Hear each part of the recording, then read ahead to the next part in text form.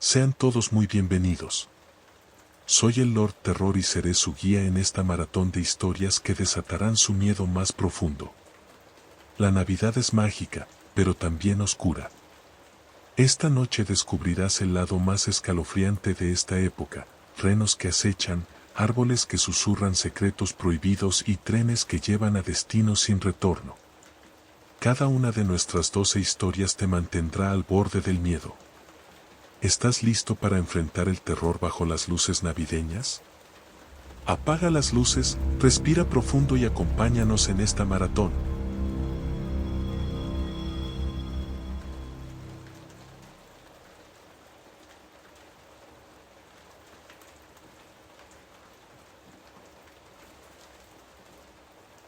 Era la noche del 24 de diciembre, y la pequeña ciudad de San Jacinto, ubicada en el corazón de un valle cubierto de nieve, estaba envuelta en una tranquilidad propia de la época navideña. Las luces parpadeantes adornaban las casas, y el aire olía a madera quemada y ponche caliente. Los habitantes se preparaban para la tradicional cena de Nochebuena, sin sospechar que ese sería el último momento de paz que vivirían. Todo comenzó alrededor de las 10 de la noche. Mariana, una joven de 16 años, estaba regresando de casa de su amiga cuando notó algo extraño en el cielo, un destello rojo que atravesaba las nubes y se perdía entre los árboles del bosque cercano. Pensó que era un meteoro y lo ignoró, pero al llegar a su casa, su perro Max comenzó a ladrar de forma descontrolada hacia la ventana. Curiosa, Mariana se acercó y miró hacia afuera. En la penumbra, creyó distinguir sombras moviéndose entre los árboles. Las formas eran grandes, más altas que cualquier animal que conociera, y parecían avanzar con una sincronía perturbadora. Sus ojos brillaban como carbones encendidos. Mientras tanto, en el centro de San Jacinto, las campanas de la iglesia tocaron la hora. Justo después, un grito desgarrador resonó por las calles, proveniente de la tienda de Arturo, el carnicero del pueblo. Los vecinos que corrieron al lugar encontraron la puerta abierta de par en par, pero no había rastro de Arturo, solo manchas de sangre que conducían hacia el bosque. Los rumores no tardaron en propagarse. Algunos decían haber visto figuras oscuras deambulando cerca de las casas, otros hablaban de un par de ojos rojos observándolos desde las sombras. La tensión creció cuando varios animales domésticos desaparecieron esa misma noche, dejando atrás huellas extrañas que no correspondían a ningún depredador conocido. Pasada la medianoche, un grupo de hombres armados decidió adentrarse en el bosque para buscar respuestas. Entre ellos estaba Tomás, el alcalde, quien insistía en que debían proteger a su comunidad. Mientras avanzaban entre los árboles, encontraron los restos de lo que parecía ser un trineo destrozado. En el suelo, había marcas profundas como si algo pesado hubiera sido arrastrado. Las huellas se dirigían hacia una cueva al pie de la montaña. Al llegar a la entrada, una presencia helada los envolvió. Uno de los hombres encendió una antorcha y reveló algo que los dejó sin aliento, un grupo de renos, o al menos lo que parecían ser. Sus cuerpos estaban deformados, con cuernos retorcidos y piel negra como la noche. Sus ojos brillaban con un rojo sobrenatural, y su respiración producía un sonido gutural que erizaba la piel. Antes de que pudieran reaccionar, las criaturas los atacaron con una ferocidad inhumana. El enfrentamiento fue brutal. Los disparos resonaron en la oscuridad, pero parecía que las balas no causaban daño alguno. Las criaturas eran rápidas y despiadadas, atacando con una precisión aterradora. Uno a uno, los hombres fueron cayendo, dejando a Tomás solo en su desesperada huida. Mientras corría, pudo escuchar los desgarradores gritos de sus compañeros y el sonido de cascos que lo perseguían. Llegó tambaleándose al pueblo, con el rostro pálido y los ojos llenos de terror. Balbuceó incoherencias sobre renos demoníacos y un sacrificio que debía cumplirse antes de colapsar en el suelo. La confusión se apoderó de los habitantes de San Jacinto. Algunos intentaron huir esa misma noche, pero al amanecer, Los caminos que conducían fuera del pueblo estaban bloqueados por árboles caídos y nieve inusualmente densa. Los más valientes salieron a buscar a los hombres que habían acompañado a Tomás, pero lo único que encontraron fueron las armas abandonadas y rastros de sangre congelada en la nieve. El cuerpo de Tomás desapareció de la enfermería donde lo habían dejado. La enfermera juró haber visto sombras moverse por los pasillos antes de que la luz parpadeara y el lugar quedara en total oscuridad. Cuando la luz regresó, la cama de Tomás estaba vacía, y en la pared había marcas profundas, como si algo con garras lo hubiera arrastrado. Esa noche, las campanas de la iglesia volvieron a sonar, pero esta vez nadie se atrevió a salir. Desde las ventanas, algunos habitantes vieron figuras oscuras caminando por las calles, acompañadas por el sonido de cascos y un eco de campanas lejanas. Una familia que intentó escapar fue encontrada al día siguiente, su coche estaba volcado en la nieve y sus cuerpos, desaparecidos. Con el paso de los días, San Jacinto quedó desierto.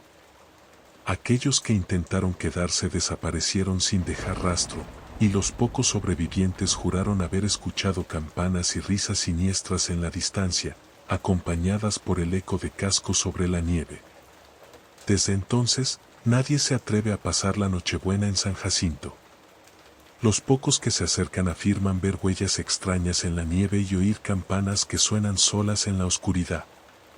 La leyenda cuenta que los renos sombríos regresan cada Navidad, buscando nuevas almas para llevarlas al bosque y cumplir con un pacto que nadie comprende, pero que todos temen. Quizás sea solo una historia para asustar a los curiosos, o quizás sea un aviso. Si alguna vez ves un destello rojo en el cielo en Nochebuena, es mejor cerrar las puertas, apagar las luces y rezar para que las sombras pasen de largo.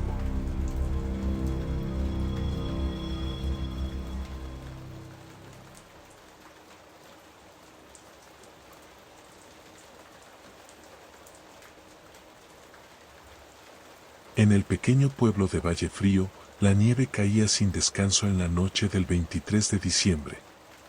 Las familias estaban ocupadas preparando los festejos navideños, y los niños disfrutaban construyendo muñecos de nieve en los jardines cubiertos de blanco. Entre ellos estaban Diego, Sofía y Lucas, 3 hermanos que habían decidido hacer el muñeco más grande que el pueblo hubiera visto. Reunieron ramas para los brazos, un sombrero viejo para la cabeza y una bufanda roja que había pertenecido a su abuelo. Cuando el muñeco estuvo terminado, colocaron 2 piedras negras como ojos y un botón desgastado como nariz. Pero algo seguía faltando. Diego, el mayor, recordó que había visto un par de guantes de cuero viejos en el cobertizo y corrió a buscarlos. Esto lo hará especial, dijo mientras ajustaba los guantes en las ramas que hacían de manos. El frío de la noche comenzó a calar en los huesos de los niños, por lo que sus padres los llamaron a cenar. Antes de entrar a la casa, Lucas, el más pequeño, volteó para ver el muñeco una vez más. Por un instante, le pareció que las piedras negras que usaron como ojos estaban mirando directamente hacia él. Parpadeó varias veces y sacudió la cabeza, convenciéndose de que era solo su imaginación. Pero algo en su interior le dijo que ese muñeco no era como los demás. Esa noche, la familia cenó junta. La madre preparó un guisado caliente, y el aroma llenó la casa, acompañado por el crepitar de la chimenea. Sin embargo, Lucas no podía dejar de pensar en el muñeco. Cada vez que cerraba los ojos, las piedras negras aparecían en su mente, más brillantes y penetrantes que antes. A la medianoche, un ruido sordo despertó a Sofía. Era un crujido, como si la nieve estuviera siendo pisoteada. Se levantó y miró por la ventana. El muñeco de nieve seguía en su lugar, pero juraría que los guantes habían cambiado de posición, como si ahora estuvieran apuntando hacia la casa. Pensando que era su imaginación, volvió a la cama. Sin embargo, no pasaron 5 minutos antes de que el ruido se escuchara de nuevo, esta vez más cerca. Despertó a sus hermanos y juntos se asomaron al jardín. El muñeco ya no estaba donde lo habían construido. Los tres miraron alrededor con terror, buscando una explicación. De repente, un golpe fuerte resonó en la puerta principal.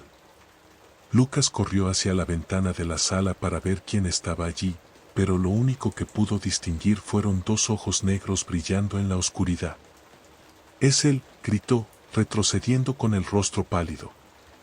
Los niños corrieron a esconderse en el sótano, mientras los golpes en la puerta se hacían más intensos. «¿Qué hacemos?», susurró Sofía, temblando. Diego, tratando de mantener la calma, buscó algo con lo que defenderse, pero el sótano solo estaba lleno de cajas viejas y herramientas oxidadas. Entonces, el ruido cesó. Durante unos minutos, todo quedó en silencio, hasta que escucharon pasos pesados sobre el techo. Algo, o alguien, estaba caminando arriba. Los pasos se detuvieron justo sobre la trampilla que conducía al sótano. Antes de que pudieran reaccionar, una sombra se proyectó a través de las rendijas de la madera. Los niños contuvieron la respiración, esperando que aquello se fuera, pero la trampilla comenzó a abrirse lentamente. Un brazo hecho de ramas y cubierto de nieve se extendió hacia adentro. Los niños gritaron y corrieron hacia la esquina opuesta, intentando desesperadamente encontrar una salida. Diego agarró una pala vieja y golpeó el brazo con todas sus fuerzas. El muñeco retrocedió, pero solo por un momento. Pronto, el ruido de pasos descendiendo por las escaleras llenó el sótano. Cuando las luces parpadearon y se apagaron, los niños quedaron en total oscuridad. Solo podían escuchar su propia respiración y el crujido de la nieve que caía del cuerpo del muñeco mientras avanzaba. Entonces, una voz gutural y profunda resonó en la oscuridad: «Mi bufanda». En un acto desesperado, Lucas recordó que habían encendido una chimenea en la sala antes de irse a dormir. «El fuego», gritó, y los tres corrieron hacia las escaleras, empujando al muñeco con todas sus fuerzas para abrirse paso. Al llegar a la sala, Diego arrancó un tronco encendido de la chimenea y lo arrojó directamente al pecho del muñeco. El muñeco de nieve emitió un chillido escalofriante mientras su cuerpo comenzaba a derretirse. La bufanda roja se incendió, llenando la sala con un olor acre y denso. Finalmente, el muñeco se desplomó en un charco de agua sucia y ramas quemadas. A la mañana siguiente, los niños contaron lo sucedido a sus padres, pero estos no les creyeron. Sin embargo, cuando salieron al jardín, encontraron la bufanda roja carbonizada entre la nieve, junto con los guantes de cuero, intactos y cubiertos de hollín. En los días siguientes, la familia intentó volver a la normalidad, pero algo en el ambiente había cambiado. El pueblo entero empezó a reportar incidentes similares. Muñecos de nieve que aparecían en lugares distintos a donde habían sido construidos, marcas de ramas en las ventanas y susurros en las noches más frías. Algunos habitantes dijeron que vieron sombras altas y delgadas moviéndose entre los árboles, siempre acompañadas por un leve crujido de nieve compactada. Las desapariciones comenzaron poco después. Primero fue un anciano que salió a buscar leña y nunca regresó.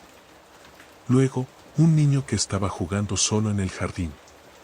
Las autoridades intentaron investigar, pero no encontraron pistas, salvo huellas desordenadas en la nieve y restos de bufandas y guantes dispersos. La paranoia se apoderó del pueblo, y muchos decidieron abandonar sus hogares antes de la Nochebuena. Aquellos que se quedaron cuentan que, cada invierno, el primer muñeco de nieve construido en Valle Frío cobra vida y busca completar algo que nunca pudo terminar. Algunos creen que está buscando su bufanda, otros dicen que es un espíritu atrapado que necesita un sacrificio para descansar. Lo único cierto es que nadie duerme tranquilo cuando la nieve cae en silencio y las noches se vuelven demasiado largas. Desde ese día, nadie en Valle Frío vuelve a colocar bufandas o guantes en sus muñecos de nieve. Y cada invierno, cuando cae la primera nevada, los niños dicen que aún pueden escuchar una voz lejana susurrando: «Mi bufanda».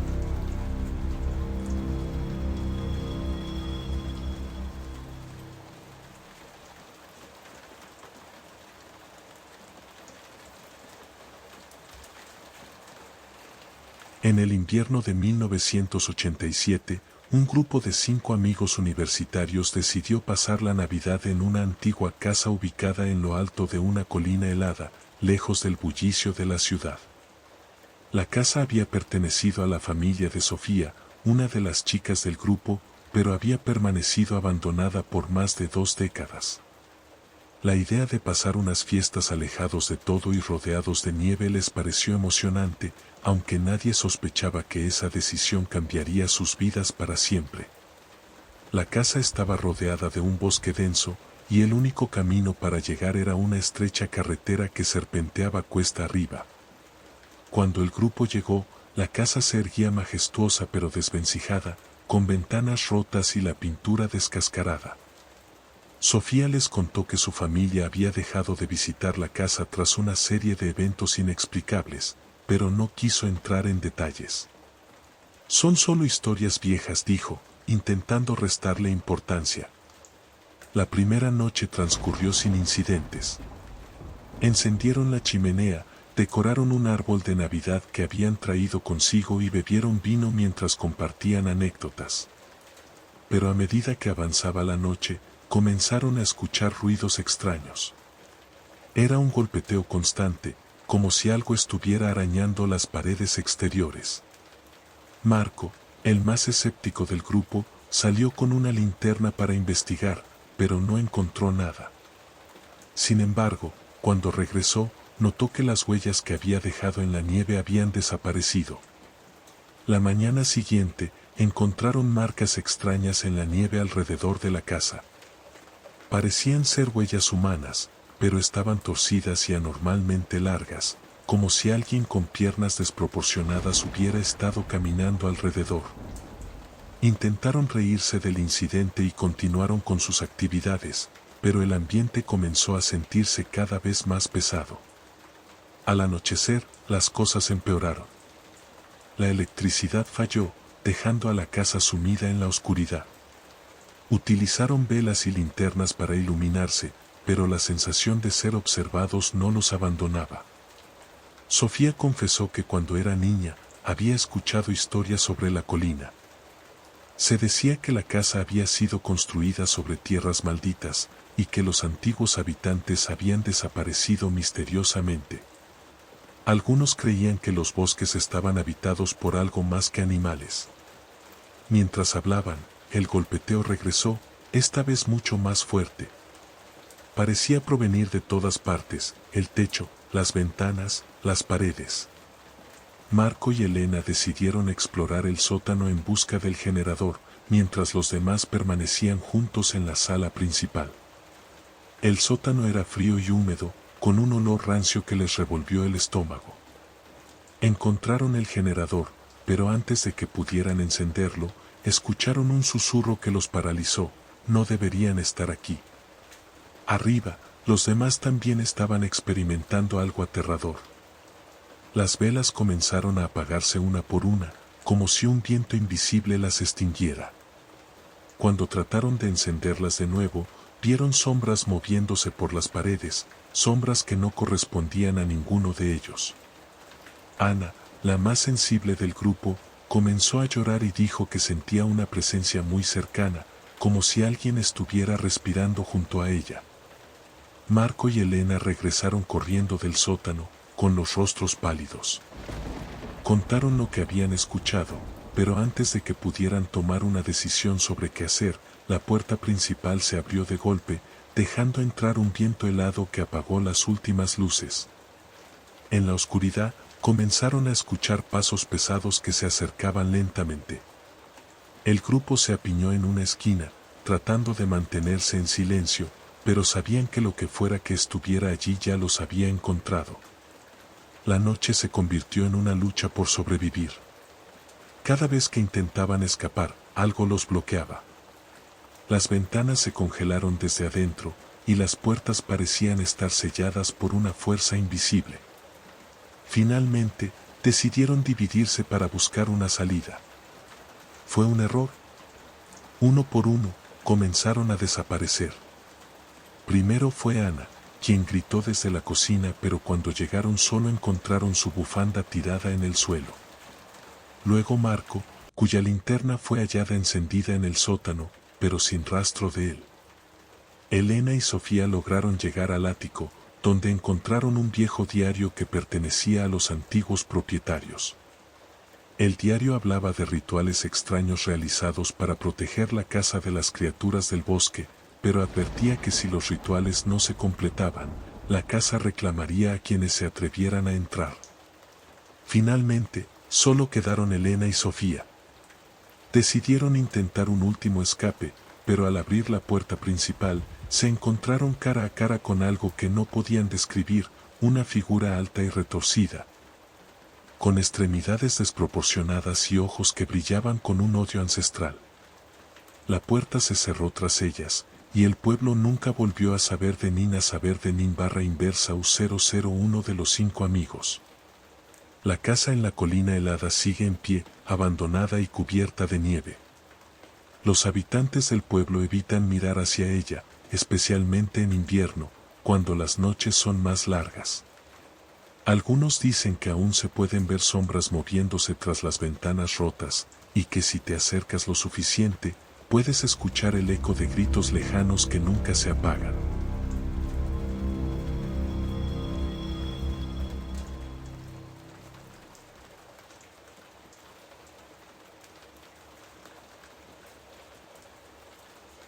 En el corazón de un pequeño pueblo llamado San Gabriel, ubicado en un valle rodeado de montañas nevadas, existía una vieja iglesia que había estado cerrada por décadas. Los habitantes del lugar decían que la iglesia había sido abandonada después de un incidente misterioso durante una Navidad hace muchos años. Nadie sabía exactamente qué había ocurrido, pero todos coincidían en que, desde entonces, algo extraño sucedía en el campanario cada noche del 24 de diciembre. La leyenda local decía que las campanas, que habían permanecido mudas durante el resto del año, comenzaban a sonar solas exactamente a la medianoche de Nochebuena. No era un sonido melodioso ni festivo, era un tañido profundo, irregular, como si las campanas estuvieran siendo golpeadas con fuerza por algo que no era humano. Aquellos que alguna vez se atrevieron a acercarse a la iglesia en esa noche hablaban de sombras moviéndose tras las ventanas rotas y un eco de susurros que les helaba la sangre. Este año, un grupo de jóvenes del pueblo, liderado por Laura y su mejor amigo Daniel, decidió investigar el misterio. Habían crecido escuchando las historias y querían demostrar que no eran más que cuentos para asustar a los niños. Con linternas, abrigos gruesos y una mezcla de valentía y temeridad, se dirigieron a la iglesia en la tarde del 24 de diciembre. Cuando llegaron, la vieja estructura se alzaba imponente y silenciosa contra el cielo gris. La madera del portón estaba podrida, y las ventanas estaban cubiertas de polvo y telarañas. Al empujar las puertas, éstas se abrieron con un quejido agudo que resonó como un grito en el silencio invernal. El aire dentro era frío y denso, y un olor a humedad y descomposición les golpeó de inmediato. El grupo exploró el interior con cautela. Los bancos estaban cubiertos de polvo, y las paredes tenían marcas negras, como si hubieran sido quemadas en algún momento. En el altar, una figura de un Cristo crucificado yacía rota, con el rostro borrado por los años. Pero lo más inquietante era el acceso al campanario, una escalera de caracol hecha de madera antigua que crujía con cada paso. Decidieron esperar hasta la medianoche para ver si las campanas realmente sonaban. Mientras tanto, encendieron una fogata improvisada con pedazos de madera vieja para combatir el frío. Laura, siempre curiosa, comenzó a revisar algunos papeles que habían quedado abandonados en un rincón. Encontró un diario que parecía pertenecer al antiguo sacerdote de la iglesia. Las páginas hablaban de extraños eventos ocurridos durante las Navidades, de presencias que se manifestaban en el campanario y de un ritual que, según el sacerdote, había sido interrumpido una noche fatídica. Cuando el reloj marcó las 11:55, un silencio absoluto se apoderó del lugar. Incluso el viento que había estado soplando afuera cesó de repente. Los jóvenes apagaron la fogata y se sentaron en círculo, esperando. Laura sostuvo el diario con fuerza, incapaz de ignorar el creciente temor que la invadía. A las 12 en punto, el primer tañido resonó. Fue un sonido tan fuerte que pareció vibrar en sus huesos. Luego vino otro, y otro, cada uno más irregular y violento que el anterior. Las campanas sonaban como si algo estuviera golpeándolas con furia. El grupo miró hacia el campanario, y fue entonces cuando vieron las sombras. Eran figuras alargadas y distorsionadas, moviéndose rápidamente tras las ventanas del campanario. Una de ellas se detuvo y parecía estar mirándolos directamente. Daniel, tratando de mantener la calma, sugirió que subieran para ver qué estaba ocurriendo. Contra su mejor juicio, todos aceptaron. La escalera crujía y gemía con cada paso que daban hacia arriba. Al llegar al campanario, encontraron las campanas oscilando de un lado a otro, pero no había nadie allí. Sin embargo, el aire estaba cargado de una presencia palpable. De repente, la puerta que daba al campanario se cerró de golpe, y el sonido de pasos comenzó a acercarse desde abajo. Laura abrió el diario y comenzó a leer en voz alta una página que hablaba de un exorcismo incompleto. Según el texto, el ritual no terminado había atrapado a algo en el campanario, algo que buscaba liberarse cada Navidad. Mientras leía, las campanas comenzaron a sonar con más fuerza y una figura oscura emergió de las sombras. No tenía rostro, pero sus ojos brillaban con un rojo infernal. El grupo, aterrorizado, intentó descender, pero la escalera desapareció frente a ellos. Estaban atrapados. La figura comenzó a acercarse, y Laura, en un acto desesperado, arrojó el diario al fuego de una vela cercana. Las llamas consumieron las páginas rápidamente, y un grito sobrenatural llenó el aire. Al día siguiente, el pueblo despertó para encontrar la iglesia completamente derrumbada, como si hubiera sido destruida desde adentro. No hubo rastro de los jóvenes, pero algunos habitantes aseguraron haber escuchado campanas resonando en la distancia, acompañadas de risas que no parecían humanas. Desde entonces, nadie se atreve a acercarse a las ruinas de la iglesia en Nochebuena. Las campanas, dicen, todavía suenan cada medianoche, recordando a todos que hay secretos que es mejor dejar enterrados.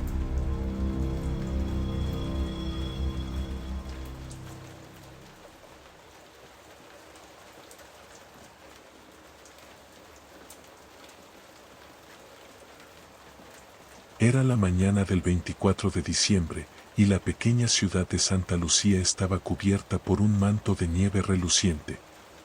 Los habitantes se apresuraban en los últimos preparativos para la Nochebuena, llenando las tiendas de regalos y decoraciones. Entre ellos estaba Samuel, un niño de 10 años que había acompañado a su madre al mercado.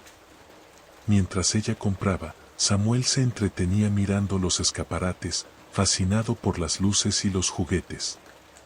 En una esquina poco transitada, encontró una pequeña tienda que nunca había visto antes. La fachada estaba envejecida, con un letrero descolorido que apenas se leía, regalos especiales. La curiosidad lo llevó a entrar. Dentro, el ambiente era oscuro y tenía un olor a madera vieja y cera derretida. Un hombre de aspecto peculiar, con cabello blanco desordenado y un traje anticuado, lo saludó desde el mostrador. ¿Buscas algo especial para esta Navidad, pequeño?, preguntó el hombre con una sonrisa inquietante. Samuel asintió y comenzó a mirar los estantes llenos de objetos extraños, juguetes antiguos, relojes de bolsillo y cajas de música.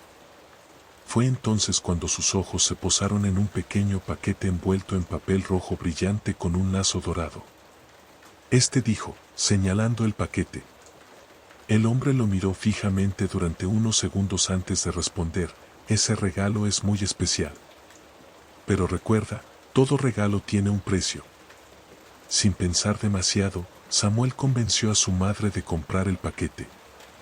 El hombre colocó el regalo en una bolsa y les deseó una feliz Navidad con un tono que envió un escalofrío por la espalda de la madre de Samuel. Aquella noche, Samuel no pudo contener su curiosidad y abrió el paquete antes de la cena. Dentro encontró un pequeño juguete mecánico, una figura de un soldado con un tambor. Era hermoso, con detalles impecables, y comenzó a tocar su tambor con solo girar una pequeña llave en su espalda. Sin embargo, algo extraño sucedió. Cada vez que el soldado tocaba el tambor, Samuel sentía una sensación extraña, como si el cuarto se llenara de sombras por un instante. Ignoró el malestar y colocó el juguete en su mesa de noche antes de ir a dormir. A la medianoche, un sonido lo despertó. Era el tambor del soldado, que había comenzado a tocar solo. Samuel se levantó confundido y trató de detenerlo, pero el juguete seguía funcionando, golpeando el tambor con un ritmo hipnotizante. Entonces, notó algo aterrador: las sombras en la habitación parecían moverse, creciendo y retorciéndose hasta formar figuras humanoides. El niño gritó, y sus padres corrieron a su cuarto. Cuando encendieron la luz, todo estaba en calma. El soldado estaba quieto en su mesa de noche, como si nada hubiera ocurrido. Samuel intentó explicar lo sucedido, pero sus padres le dijeron que solo había tenido una pesadilla. Al día siguiente, comenzaron a ocurrir cosas más extrañas. Los objetos en la casa aparecían en lugares distintos, las luces parpadeaban y las puertas se cerraban solas. Cada vez que algo extraño sucedía, el tambor del soldado resonaba en la distancia. La madre de Samuel intentó deshacerse del juguete, pero siempre volvía a aparecer en la mesa de noche del niño. Esa noche, la familia decidió quedarse junta en la sala para intentar entender qué estaba pasando. A la medianoche, el soldado comenzó a tocar su tambor nuevamente, pero esta vez el sonido era más fuerte, resonando por toda la casa. Las sombras volvieron, más grandes y definidas, rodeando a la familia. Una figura oscura, más alta que las demás, emergió del rincón más oscuro de la sala. Sus ojos brillaban con un rojo intenso, y su voz resonó en un susurro que parecía llenar el espacio: el precio debe pagarse. La familia intentó huir, pero las sombras bloqueaban cada salida. Desesperado, Samuel recordó las palabras del hombre en la tienda: todo regalo tiene un precio. Corrió hacia el soldado y lo arrojó al fuego de la chimenea. Mientras las llamas consumían el juguete, las sombras comenzaron a retroceder, emitiendo gritos escalofriantes. Finalmente, la figura oscura desapareció junto con el sonido del tambor. A la mañana siguiente, el paquete rojo y dorado apareció nuevamente bajo el árbol de Navidad, intacto. La familia abandonó la casa ese mismo día, dejando todo atrás. La casa fue declarada maldita, y nadie volvió a vivir allí. En Santa Lucía, algunos dicen que la tienda de regalos especiales sigue apareciendo de vez en cuando, en diferentes lugares del pueblo. Y aquellos que entran en ella nunca vuelven a celebrar una Navidad tranquila.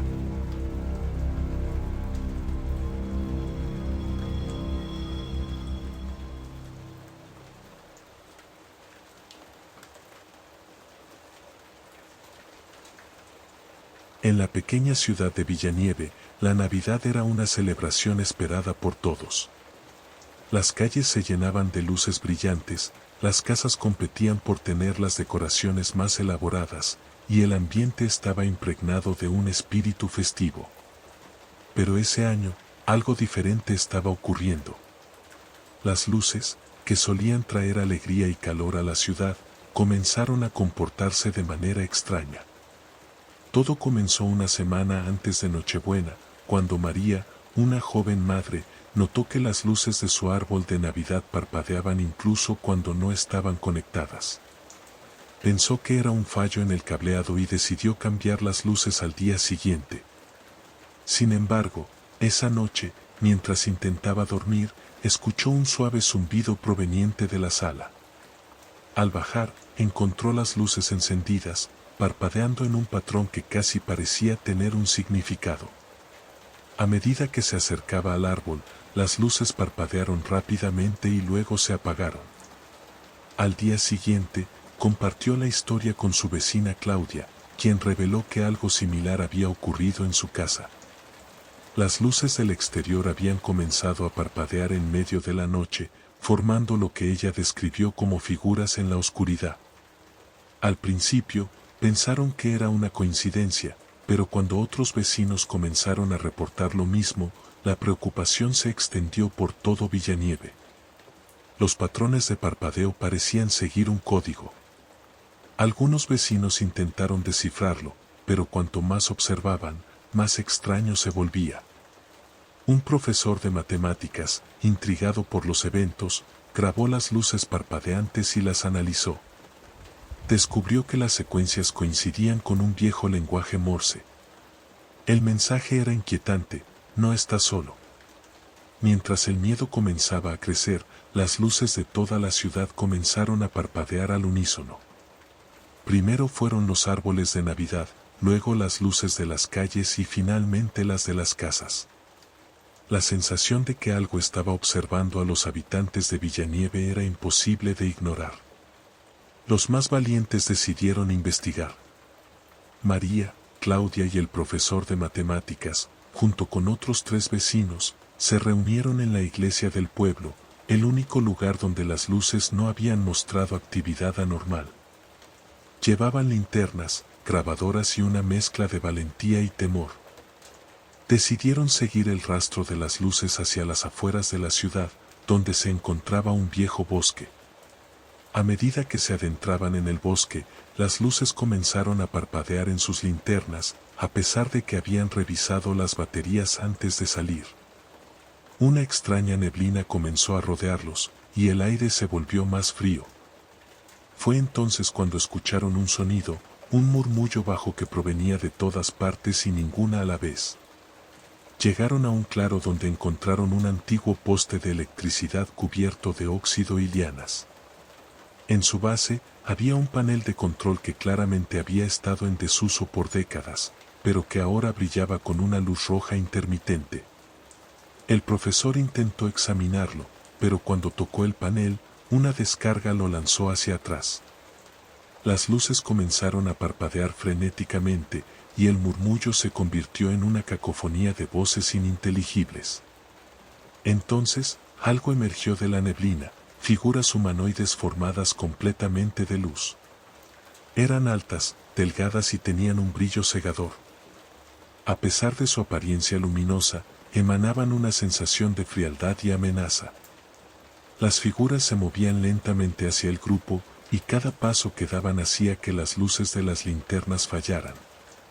María, en un acto desesperado, gritó que debían apagar todas las luces. Aunque dudaron, los demás la escucharon. Apagaron las linternas y destruyeron cualquier fuente de luz que llevaban consigo. El claro quedó en completa oscuridad. Por un momento, todo estuvo en silencio, pero entonces una voz profunda resonó en la mente de todos: la oscuridad también es nuestra. Las figuras desaparecieron, y el grupo corrió de regreso al pueblo, sin detenerse ni mirar atrás. Cuando llegaron, encontraron a los vecinos reunidos en la plaza principal. Las luces de la ciudad habían vuelto a la normalidad, y todo parecía estar tranquilo. Sin embargo, nadie pudo olvidar lo que había ocurrido. Decidieron mantener la historia en secreto, temiendo que nadie les creyera. Desde ese día, las decoraciones navideñas en Villanieve son mucho más discretas.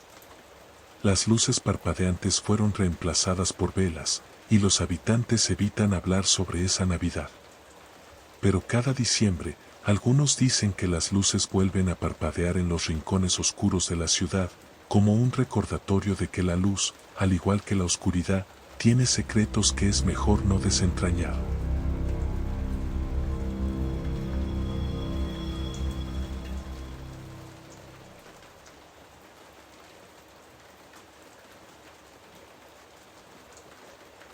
En un pequeño pueblo llamado Nieve Eterna, rodeado de espesos bosques y montes nevados, la Navidad era la celebración más esperada del año. Cada diciembre, las casas eran decoradas con luces brillantes, y los niños escribían cartas ansiosas a Papá Noel, esperando que sus deseos se hicieran realidad. Sin embargo, Ese año, algo oscuro y misterioso empañó las festividades. Todo comenzó cuando una vieja figura decorativa de Papá Noel fue encontrada en el almacén comunitario del pueblo. Era una estatua de madera tallada a mano, con ojos pintados que parecían seguir a cualquiera que pasara. Los ancianos del lugar recordaban vagamente haberla visto en los años de su juventud, pero nadie sabía cómo había llegado allí o por qué había sido olvidada. El alcalde, buscando dar un toque nostálgico a las festividades, decidió colocar la estatua en la plaza principal, junto al árbol de Navidad. Es parte de nuestra historia, dijo con entusiasmo. Pero desde el momento en que la estatua fue instalada, cosas extrañas comenzaron a suceder. La primera noche, los habitantes más cercanos a la plaza reportaron escuchar risas profundas y susurros en medio de la madrugada. Pensaron que eran bromas de los jóvenes del pueblo, pero cuando investigaron, no encontraron a nadie. Al día siguiente, los adornos del árbol de Navidad estaban esparcidos por el suelo, y las luces habían sido arrancadas. Los niños comenzaron a comportarse de manera extraña.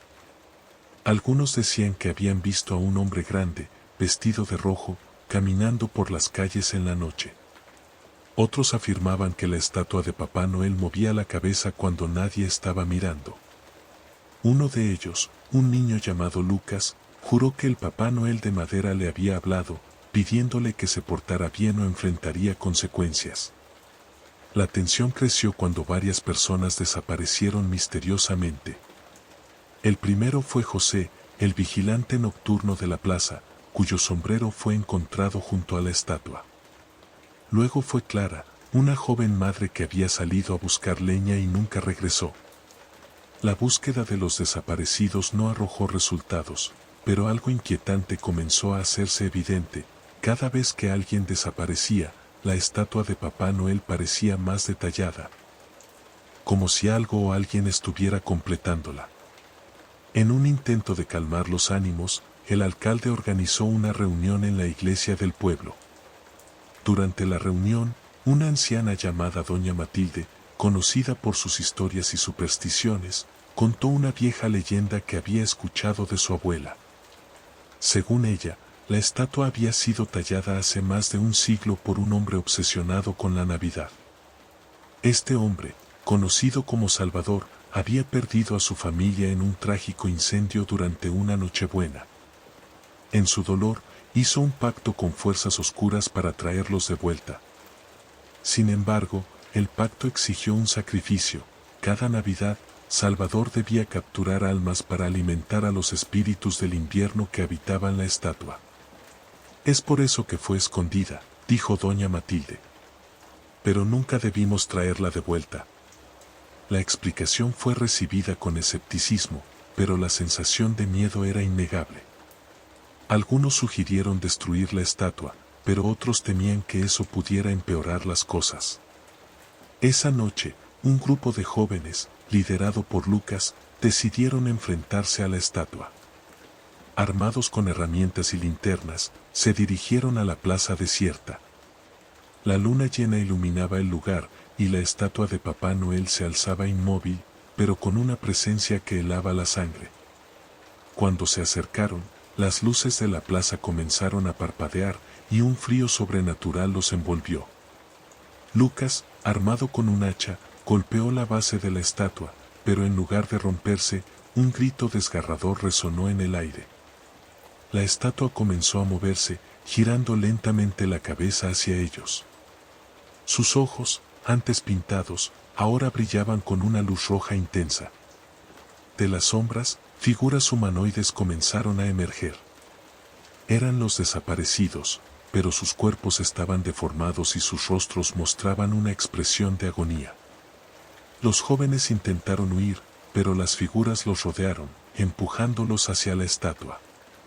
Lucas, en un acto desesperado, recordó las palabras de Doña Matilde sobre el pacto. «Debe ser destruida con fuego», gritó. Con la ayuda de los otros, logró encender una fogata usando los adornos esparcidos. Con todas sus fuerzas, empujaron la estatua hacia las llamas. Mientras la madera ardía, Los gritos llenaron el aire, y las figuras deformes se desvanecieron una por una. La estatua crujía y se retorció como si estuviera viva, hasta que finalmente se desintegró en cenizas. En el suelo, encontraron un viejo medallón con la imagen de una familia grabada en él. Al día siguiente, el pueblo estaba en calma. Las desapariciones cesaron, y las luces de Navidad volvieron a brillar sin interrupciones. Pero en el corazón de Nieve Eterna, nadie pudo olvidar lo ocurrido. La plaza principal quedó vacía, y nadie volvió a hablar del incidente. Se dice que, cada Navidad, si escuchas atentamente, puedes oír un leve susurro en la plaza, una risa profunda que se mezcla con el viento helado. Y aquellos que se atreven a decorar demasiado, aseguran que sienten una mirada invisible sobre ellos, como si alguien estuviera esperando a ser recordado.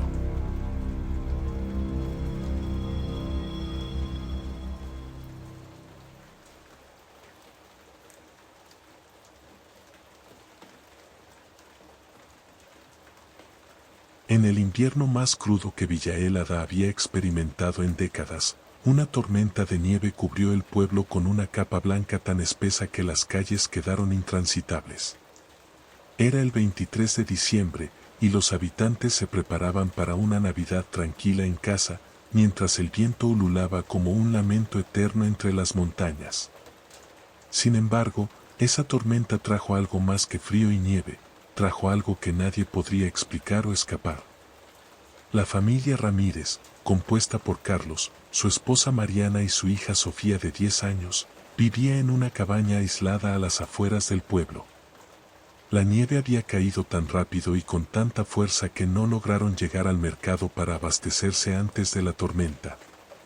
La electricidad falló esa misma noche, dejando a la familia con la única luz del fuego de la chimenea. «Papá, ¿cuándo se detendrá la nieve?», preguntó Sofía, abrazando a su oso de peluche. Carlos miró por la ventana. La nieve seguía cayendo con furia, y el bosque frente a la cabaña estaba cubierto por una neblina que dificultaba distinguir cualquier cosa más allá de unos pocos metros. «Con suerte, para mañana, pequeña.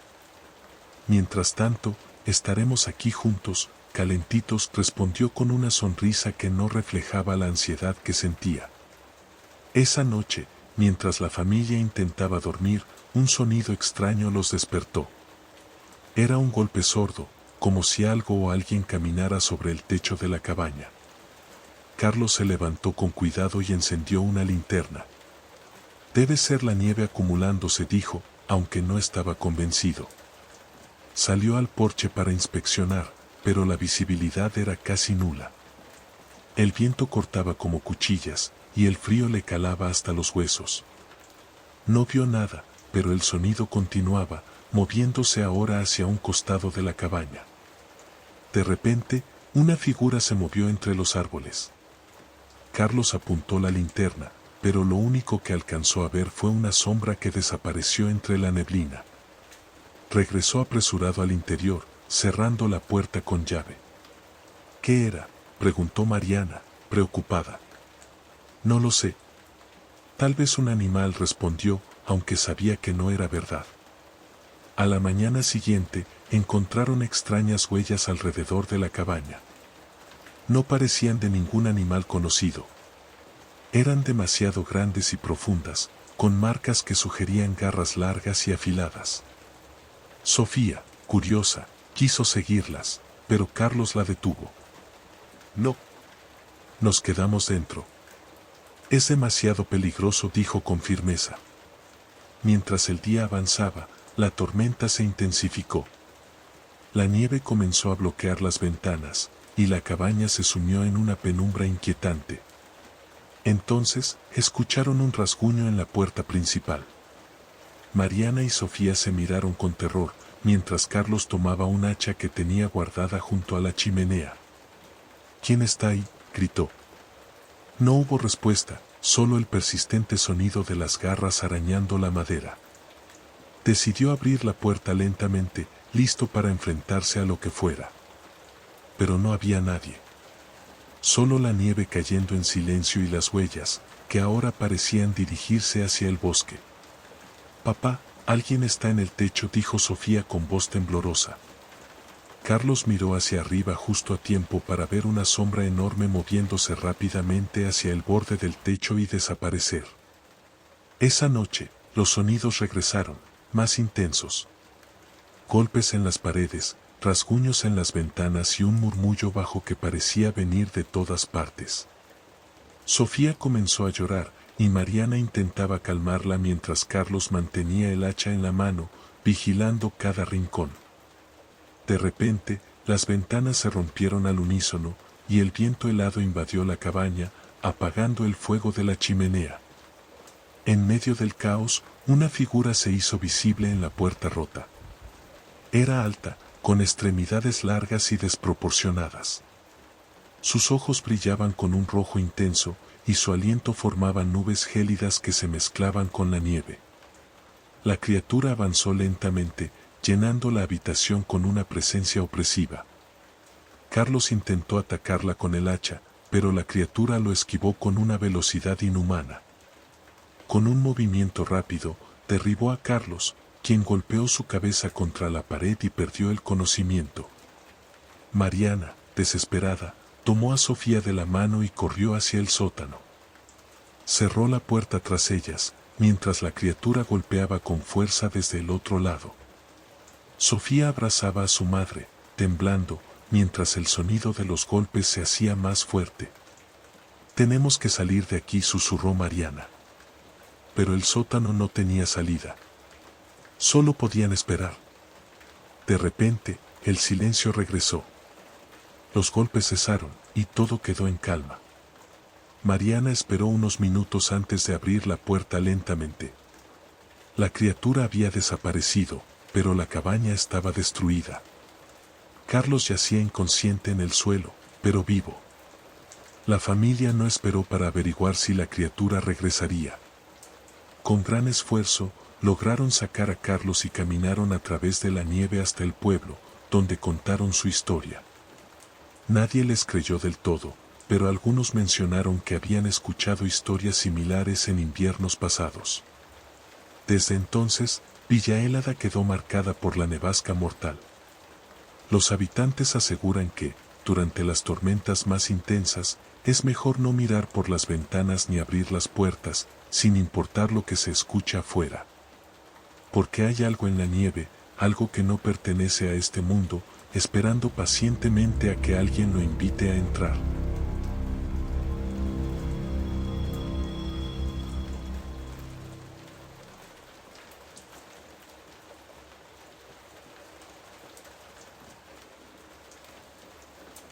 En un pueblo llamado Sierra Blanca, enclavado entre montañas cubiertas de nieve, las noches de invierno eran silenciosas y solitarias.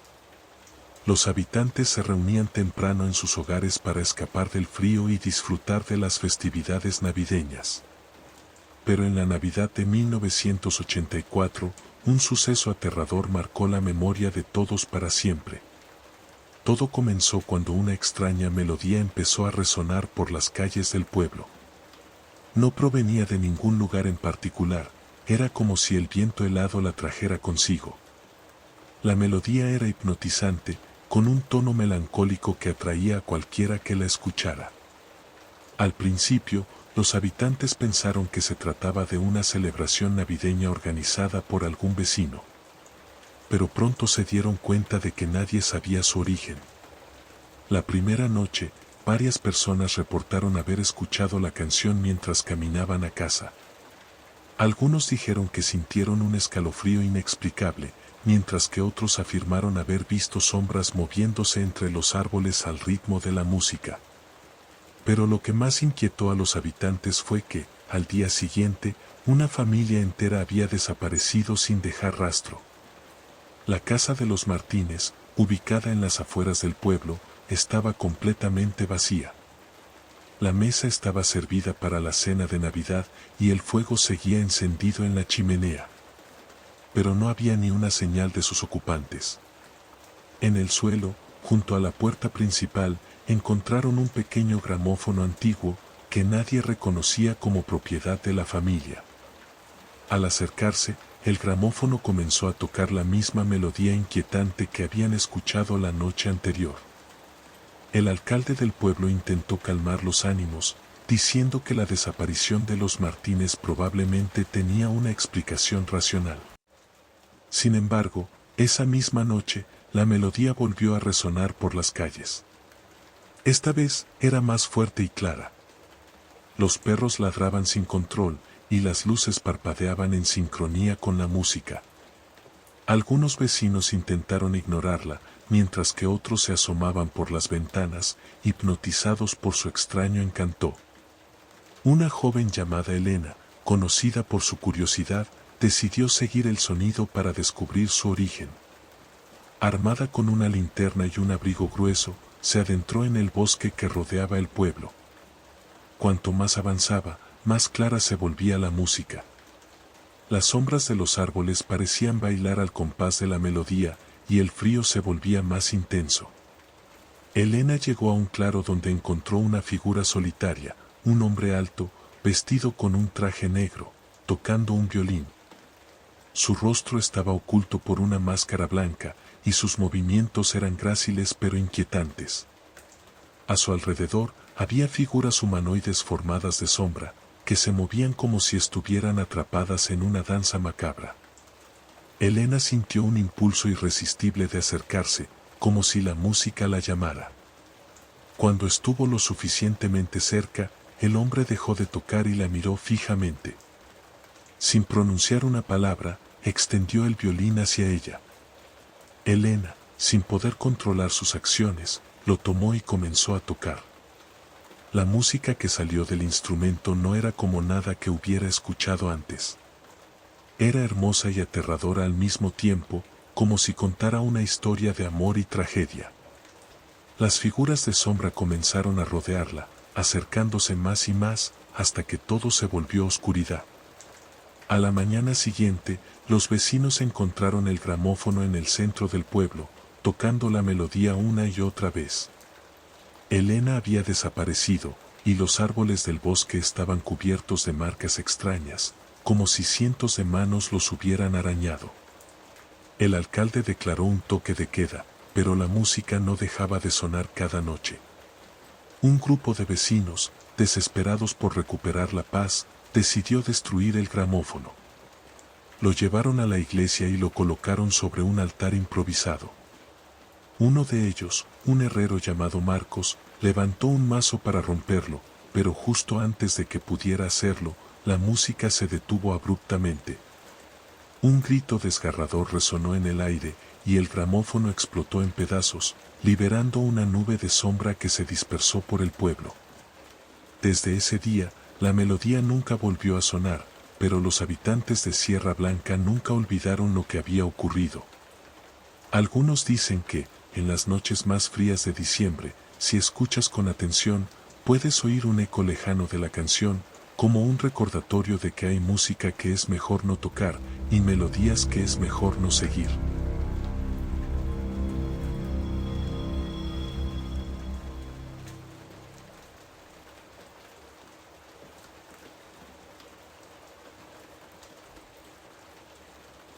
En el pueblo de Noche Perpetua, las historias sobre duendes habían sido parte del folclore local durante siglos. Los ancianos hablaban de pequeñas criaturas traviesas que, aunque molestas, nunca habían sido consideradas peligrosas. Sin embargo, la Navidad de 1978 cambió para siempre esa percepción, cuando los duendes dejaron de ser simples bromistas para convertirse en heraldos del terror. Todo comenzó en la fábrica de juguetes de los hermanos Salvatierra, una empresa familiar que había producido juguetes para varias generaciones. Ese diciembre, la demanda había sido especialmente alta, y los empleados trabajaban hasta tarde para cumplir con los pedidos. La noche del 21 de diciembre, los trabajadores notaron algo extraño. Los juguetes que habían ensamblado durante el día aparecían desarmados al día siguiente, como si alguien los hubiera manipulado durante la noche. Al principio, pensaron que se trataba de un saboteador. Instalaron cámaras de seguridad para descubrir al responsable, pero lo que grabaron fue mucho más perturbador. En las imágenes se veía como pequeñas figuras, demasiado rápidas para ser humanas, se movían entre las sombras, desmantelando los juguetes y riéndose con voces agudas. Aunque las grabaciones eran confusas, no cabía duda, los duendes de las historias habían cobrado vida. Los hermanos Salvatierra decidieron no informar a las autoridades, temiendo que nadie les creyera. En su lugar, contrataron a un grupo de guardias armados para vigilar la fábrica durante las noches restantes antes de Navidad. Sin embargo, los duendes parecían disfrutar el desafío. Esa misma noche, los guardias reportaron haber escuchado risas burlonas y pasos diminutos que resonaban en los pasillos vacíos. Uno de ellos aseguró haber visto una pequeña figura con ojos brillantes y dientes afilados, pero cuando intentó dispararle, su arma se atascó inexplicablemente. El 23 de diciembre, las cosas empeoraron. Una de las empleadas, Marta, desapareció mientras trabajaba en el turno nocturno. Sus compañeros encontraron su puesto de trabajo cubierto de sangre y pequeñas huellas que conducían hacia el almacén. Los hermanos Salvatierra decidieron cerrar la fábrica y cancelar todos los pedidos, pero ya era demasiado tarde.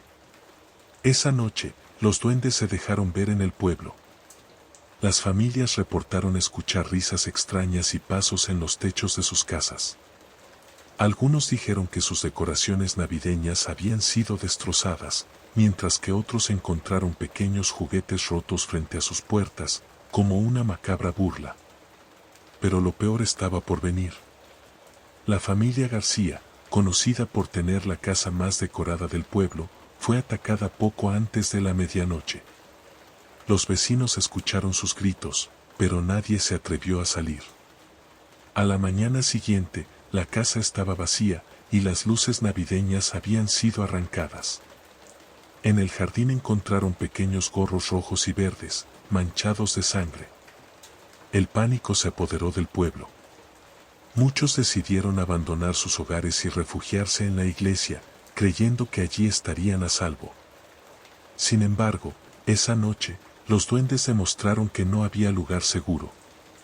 Las campanas de la iglesia comenzaron a sonar solas, y las velas se apagaron, dejando a todos en la oscuridad. Las risas y susurros llenaron el aire, y las puertas del templo se cerraron de golpe. Dentro de la iglesia, los duendes aparecieron. Eran diminutos, pero su apariencia era aterradora, piel grisácea, ojos brillantes y dientes afilados. Se movían con una velocidad inhumana, atacando a cualquiera que intentara escapar. El párroco intentó ahuyentarlos con oraciones, pero los duendes parecían disfrutar de su desesperación. Cuando todo pareció perdido, una anciana llamada Doña Clara recordó una vieja historia sobre los duendes. Según la leyenda, estas criaturas odiaban el sonido de las campanas porque les recordaba su expulsión del mundo humano siglos atrás. Con la ayuda de otros habitantes, Clara logró llegar al campanario y comenzó a hacer sonar las campanas manualmente. Los duendes, enloquecidos por el sonido, comenzaron a retroceder, cubriéndose los oídos y gritando con furia. Finalmente, los duendes desaparecieron entre las sombras, dejando atrás un pueblo devastado y marcado por el terror. A la mañana siguiente, los habitantes regresaron a sus hogares, pero la Navidad nunca volvió a ser igual en Noche Perpetua. La fábrica de juguetes fue abandonada, y los restos de la familia García nunca fueron encontrados. Desde entonces, cada Navidad, los habitantes del pueblo aseguran que pueden escuchar risas lejanas y pasos diminutos en la oscuridad. Aunque nadie ha visto a los duendes desde aquella noche, todos saben que siguen allí, esperando el momento adecuado para regresar. Y por si acaso, cada Nochebuena, las campanas de la iglesia suenan sin descanso, un recordatorio de que hay tradiciones que no deben romperse y que algunos cuentos infantiles están basados en verdades aterradoras.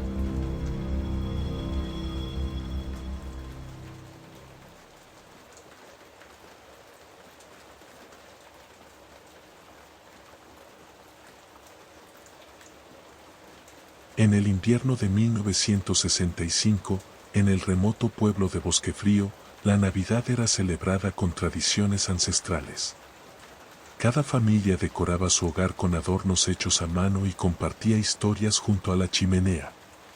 Sin embargo, ese año, una novedad perturbadora llegó al pueblo, un árbol de Navidad inusualmente grande, enviado como obsequio desde una región desconocida. El árbol, que medía más de 4 metros de altura, fue colocado en la plaza principal. Sus ramas eran densas y de un verde profundo, y el tronco estaba adornado con patrones naturales que parecían grabados a mano. Nadie sabía quién había enviado ese regalo ni cómo había llegado allí, pero su majestuosidad cautivó a todos. El alcalde del pueblo, entusiasmado, declaró que el árbol sería el centro de las festividades ese año. Sin embargo, desde la noche en que el árbol fue encendido con luces y adornos, algo inquietante comenzó a suceder. Los habitantes cercanos a la plaza reportaron escuchar susurros bajos y constantes que parecían emanar del árbol. Al principio, pensaron que era el viento pasando entre las ramas, pero pronto se dieron cuenta de que las palabras eran claras. «Escuanos», decía una voz. «Estamos aquí». Uno de los primeros en notar algo extraño fue Tomás, el farolero del pueblo. Durante sus rondas nocturnas, juró haber visto sombras moverse entre las ramas del árbol. Aunque intentó convencerse de que era solo un efecto de las luces parpadeantes, una noche decidió acercarse para inspeccionar más de cerca. Nunca regresó. Los días siguientes estuvieron llenos de tensión. Algunos habitantes afirmaban escuchar susurros que los llamaban por su nombre cuando pasaban cerca del árbol. Otros decían que las sombras en el tronco parecían moverse, formando rostros que los observaban fijamente. Nadie podía explicar lo que estaba ocurriendo, pero la sensación de inquietud creció tanto que la plaza quedó desierta. El 23 de diciembre, el alcalde decidió tomar cartas en el asunto. Reunió a un grupo de valientes para desmontar el árbol, pero cuando intentaron cortarlo, el tronco pareció sangrar una savia negra y espesa que desprendía un olor acre. Uno de los hombres, al tocar la sustancia, comenzó a gritar de dolor, asegurando que sentía como si cientos de agujas le perforaran la piel. Esa misma noche, desapareció sin dejar rastro. Una anciana del pueblo, doña Rosario, aseguró que el árbol estaba maldito. Contó una historia que había escuchado de su madre sobre los bosques oscuros, lugares donde los árboles eran habitados por almas atrapadas, castigadas por haber cometido terribles crímenes en vida. Según la leyenda, esos árboles eran usados por fuerzas oscuras para vengarse de los vivos. La noche del 24 de diciembre, mientras el pueblo intentaba celebrar la Nochebuena en medio del miedo, los susurros se intensificaron. Ahora eran más fuertes, más claros, y parecía que venían de todas partes. Las luces del árbol comenzaron a parpadear y finalmente se apagaron, dejando la plaza en completa oscuridad. De repente, una figura emergió del árbol. Era alta, con una silueta deformada y ramas que se extendían como extremidades. Sus ojos brillaban con un resplandor verdoso, y su voz resonó en un tono bajo y gutural: «Ustedes nos trajeron aquí. Ahora, nos quedaremos». El pánico se apoderó del pueblo. Algunos intentaron huir, pero encontraron las salidas bloqueadas por una niebla espesa que había aparecido de la nada. Las casas cercanas a la plaza comenzaron a temblar, y las ventanas estallaron como si una fuerza invisible las golpeara. Doña Rosario, convencida de que el árbol debía ser destruido, lideró a un grupo hacia la plaza con antorchas y queroseno. Mientras se acercaban, la figura los atacó, usando sus ramas como si fueran látigos. A pesar del terror, lograron rociar el árbol con el combustible y prenderle fuego. El árbol ardía con un resplandor sobrenatural, emitiendo gritos que parecían de cientos de voces. Las sombras danzaban en el humo, y la figura deformada intentó escapar, pero finalmente se desintegró en cenizas junto con el árbol. Cuando el fuego se apagó, la niebla desapareció y el pueblo quedó en silencio. A la mañana siguiente, la plaza estaba vacía, excepto por un montón de cenizas negras. Nadie volvió a mencionar el incidente, pero cada Navidad, los habitantes de Bosquefrío evitan colocar grandes árboles en sus casas o en la plaza, temiendo que algo similar vuelva a ocurrir. Se dice que, en noches especialmente frías y silenciosas, si te paras en el centro de la plaza y prestas atención, aún puedes escuchar los susurros que emanan de las cenizas, recordando a todos que hay regalos que nunca deberían aceptarse.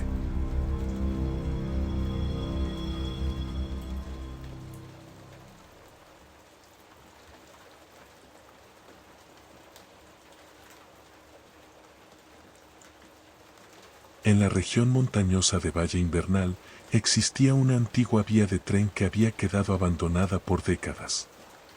Los lugareños contaban historias sobre un tren fantasma que aparecía solo en la noche de Navidad. Según la leyenda, aquel que subiera al tren nunca volvería. La mayoría de las personas evitaban las viejas vías, pero en 1992, un grupo de amigos decidieron desafiar la leyenda. Alejandro, Clara, Luis y Sofía eran jóvenes intrépidos que buscaban emociones fuertes.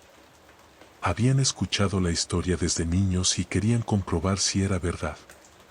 Con linternas y mochilas llenas de provisiones, caminaron hacia las vías en la tarde del 24 de diciembre. El paisaje era desolador. Las vías estaban cubiertas de nieve y los rieles oxidados crujían bajo sus pies.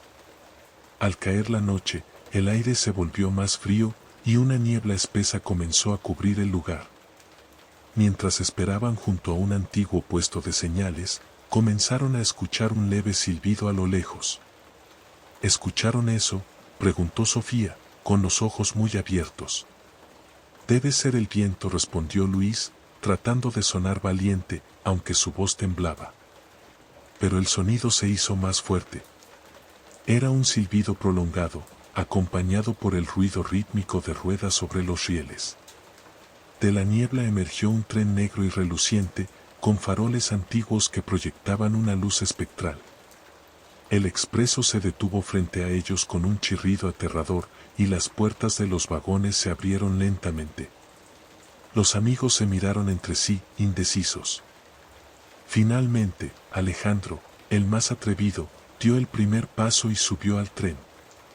Vamos, no hemos venido hasta aquí para retroceder, dijo con una sonrisa nerviosa. Uno a uno, los demás lo siguieron. El interior del tren era sorprendentemente lujoso. Los asientos estaban tapizados en terciopelo rojo y las paredes estaban decoradas con grabados dorados. Sin embargo, el ambiente era gélido y no había rastro de otros pasajeros. El tren comenzó a moverse antes de que pudieran decidir qué hacer.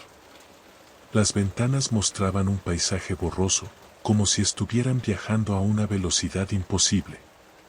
De repente, una voz resonó por los altavoces. Bienvenidos al Expreso del Miedo. Su destino final está por determinar. Las luces parpadearon, y el vagón se llenó de un frío intenso. Clara notó que los grabados en las paredes comenzaban a cambiar.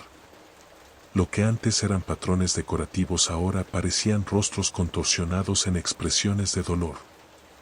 Luis intentó abrir la puerta para cambiar de vagón, pero estaba bloqueada. Esto no es un juego, dijo Sofía, comenzando a entrar en pánico. Tenemos que salir de aquí. Alejandro se acercó a la ventana y golpeó el vidrio con su linterna, pero era como si estuviera sellado. Entonces, la voz volvió a resonar. El precio del pasaje ya ha sido cobrado. Disfruten el viaje. Las luces se apagaron por completo, y el vagón quedó sumido en una oscuridad total. De repente, el sonido de pasos llenó el espacio. No eran pasos humanos, eran rápidos y ligeros, como si algo pequeño estuviera corriendo por el techo y las paredes. Un fuerte golpe hizo que los amigos se agruparan en el centro del vagón, temblando de miedo. Cuando las luces volvieron, el vagón había cambiado. Ahora estaba lleno de figuras oscuras, con siluetas humanoides y ojos brillantes. Permanecían inmóviles, observando a los amigos con intensidad. «Tenemos que movernos», gritó Alejandro, señalando la puerta al final del vagón. Corrieron hacia la puerta, empujándola con todas sus fuerzas hasta que se abrió. El siguiente vagón era completamente diferente, un pasillo estrecho con espejos en ambos lados. Al caminar, las reflexiones comenzaron a distorsionarse, mostrando versiones retorcidas de ellos mismos. Clara se detuvo frente a uno de los espejos, paralizada al ver su reflejo sonriéndole de manera siniestra. Luis la arrastró fuera del vagón, pero al hacerlo, el espejo se rompió en 1000 pedazos, y un grito desgarrador llenó el aire. Finalmente, llegaron a lo que parecía ser la locomotora. Había un panel de control antiguo, lleno de palancas y botones. Alejandro intentó detener el tren, pero una figura oscura se materializó frente a ellos. Era el conductor, un ser alto y encapuchado, con un rostro que no era más que una sombra en constante movimiento. «No pueden detener lo que ya ha comenzado», dijo con una voz profunda y resonante. «Han subido al tren. Ahora son parte de él». Desesperados, los amigos intentaron enfrentarlo, pero el conductor simplemente extendió su mano, y una fuerza invisible los lanzó contra las paredes. Con un movimiento, accionó una palanca, y el tren se llenó de un resplandor cegador. Cuando el brillo desapareció, los amigos ya no estaban. El tren se detuvo en las vías abandonadas, como si nunca hubiera salido de allí. Al día siguiente, los habitantes del pueblo encontraron las mochilas y linternas de los jóvenes junto a las vías, pero no hubo rastro de ellos. Desde entonces, nadie se atreve a acercarse a las vías en Navidad.